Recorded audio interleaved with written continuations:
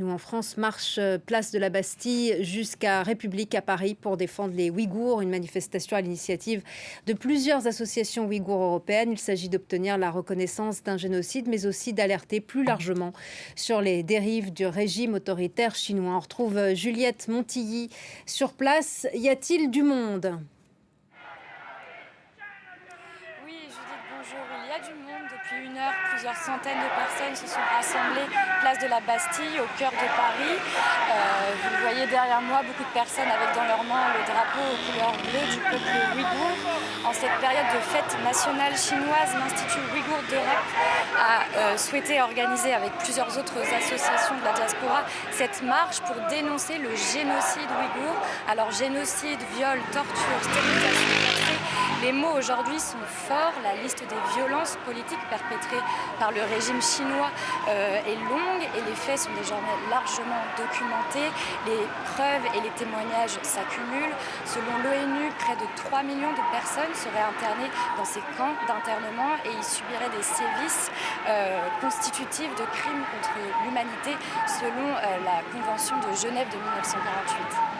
Que demandent les manifestants ?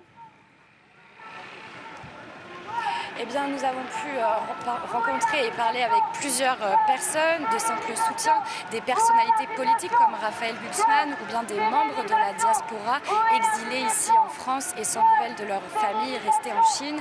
Tous demandent la même chose, une sensibilisation de l'opinion publique, mais surtout des actions de la part de la France et de l'Union européenne. Je vous laisse écouter la présidente de l'Institut ouïghour d'Europe.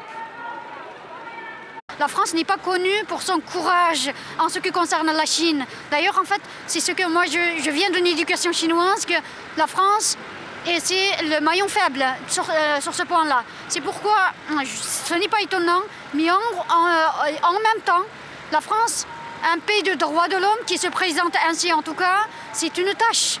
C'est une tâche pour la France d'avoir peur, d'être lâche, et qu'il faut maintenant arrêter de parler.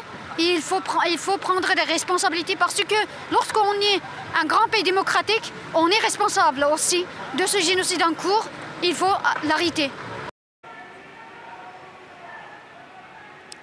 Vous l'aurez compris, ici on tente de rendre visible la cause des Ouïghours, mais aussi plus largement de sensibiliser sur les dérives de la dictature chinoise. La Chine qui bien sûr dénie catégoriquement ces accusations. Elle dénonce des mensonges occidentaux et explique que ces camps seraient en fait des centres de formation professionnelle.